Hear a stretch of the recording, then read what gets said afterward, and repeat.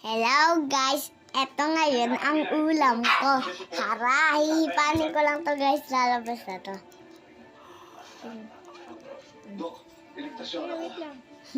Go ahead. Sige sir, kami po ang mahala sa kanya. Kinakailangan na po namin siyang dali sa OR bago namin kayo update kung saan siya. GT. Mga na, yan na. Wala ka na, yan na. Wala ka na. OR now please. Eto na siya guys. Pero tinulak ng nanay ko. Ano magdadala?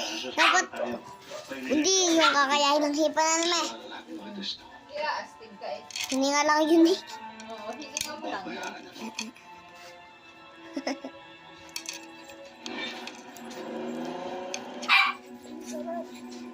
Ang sarap. Ang sarap.